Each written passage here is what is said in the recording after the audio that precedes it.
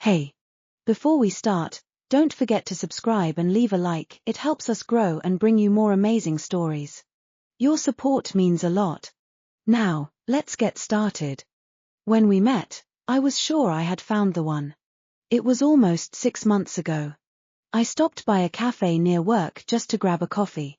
The line was long, and I was in a hurry. Then he walked up to me and, smiling, said, "Miss, you have a very important mission. Hold this spot, I'll quickly grab coffee, and if I don't get you one too, it would be a crime." I laughed then. He looked confident, but not arrogant. Just that rare type of person who has everything under control but doesn't try to dominate others. A minute later, he came back, handed me a small latte, and winked, "I saved you from the line.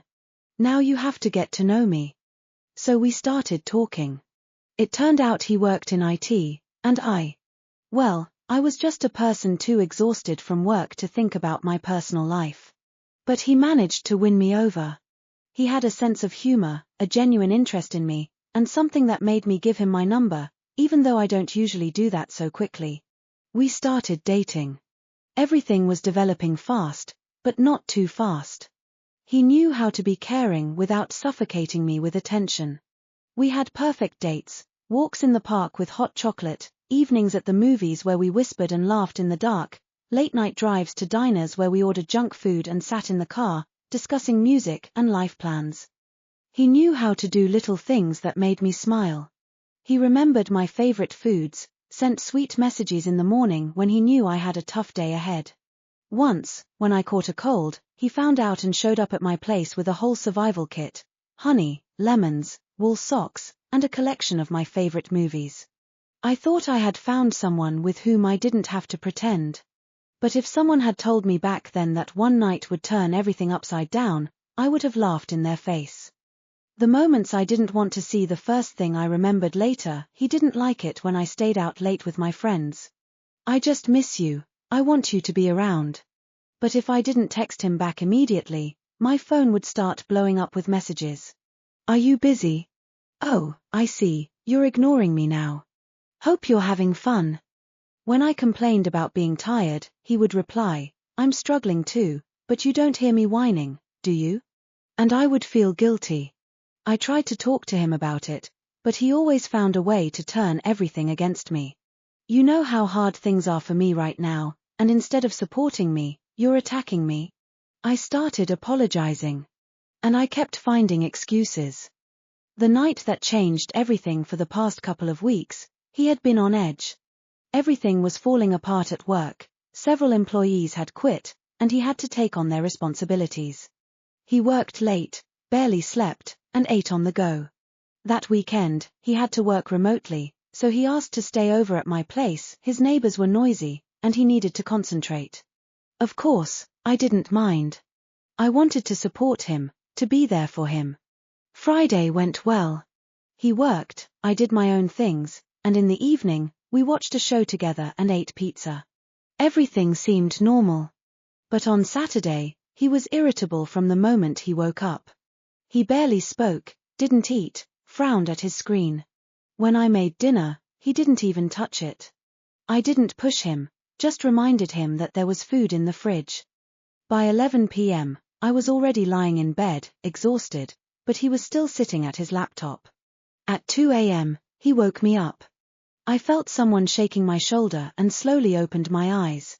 He was standing next to me, shifting nervously from foot to foot. "I'm hungry." I mumbled sleepily, "There's food left in the fridge." I turned over to go back to sleep, but then he suddenly said, "I need something fresh. Right now." I sat up, staring at him in complete confusion. Was he serious? He just woke me up to cook for him? "You have to fulfill your duties as my girlfriend." Those words snapped me out of my sleep completely. I looked at him, replaying our relationship in my mind. Everything had been so good. Or had I just ignored the signs? "What?" was all I could manage to say. "You need to take care of me, I'm already exhausted. Can't you just get up and help?" Something inside me clicked. Silently, I got out from under the blanket, walked to the closet, took out his bag, and started packing his things.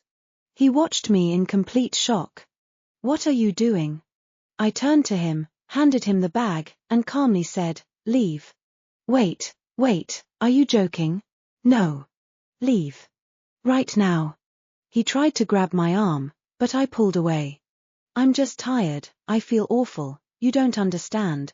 "No, I understand perfectly. You're not just stressed. You showed me who you really are." I grabbed his keys and threw them into his hands. At that moment, thoughts flooded my mind. I know what he used to be like. Kind. Caring. Maybe I really am overreacting. Maybe it's just stress. But if that's the case, why am I not afraid of losing him? Why do I feel no pain, only emptiness? Why doesn't it hurt, but instead feels like I've just surfaced after a long dive? Why am I not panicking, not clinging to his excuses, not looking for a way out? Why, instead of fear, do I feel freedom? What does that mean? Something inside me had changed. Or maybe I had finally seen the truth. Is love about demanding, not caring? Only then did he realize I was serious. He left, stunned. I closed the door behind him and suddenly felt all the tension drain away. I didn't cry. I didn't regret it. I just stood in the darkness of my apartment and listened to the silence. Not his voice, not the calls, not the accusations, just silence. And for the first time in a long time, it didn't weigh on me. Instead, it let me breathe. I took a deep breath. For the first time in months, he was truly free, and so was I. 3 days have passed. His calls haven't stopped. The first attempt, morning, his voice trembling, almost scared. "I'm sorry. Please, let's talk. I was just stressed. I didn't mean to." I delete the message. The second call, evening. "You don't even want to hear me out. I'm human too, I made a mistake. But we don't end a relationship over one bad night, do we? Do we?" I look out the window, where the rain is falling, and I think if I were still the girl who laughed in that cafe 6 months ago, I probably would have answered. I probably would have given him another chance. But that girl doesn't exist anymore. Now I know, if a person allows themselves to treat you this way once, they will do it again. And this isn't about making dinner at 2 a.m. It's about attitude. About how he saw me at my most vulnerable, sleepy, trusting, and instead of taking care of me, he started demanding. About how he tried to make me feel guilty just because he decided I should. About how, instead of apologizing, he explained to me that I simply didn't understand how hard things were for him. As if my exhaustion meant nothing. As if I meant nothing. And now he wants me to give him a chance. I imagine myself standing in front of him again a year from now, but this time not in the middle of the night, rather, in the daylight, in a kitchen filled with the scent of coffee and the morning sun. And once again, he says, "You have to fulfill your duties." But this time, it won't be about food. It will be about something much bigger. About my plans. About my job. About my friends, whom he would gradually push out of my life. About me. About my life, one that would no longer be mine. I look at my phone again. A long, silent wait. His hoping. But I've already made my choice. You know what's strange? It doesn't hurt. I'm not curled up with a pillow, I'm not listening to sad songs. I don't feel a loss.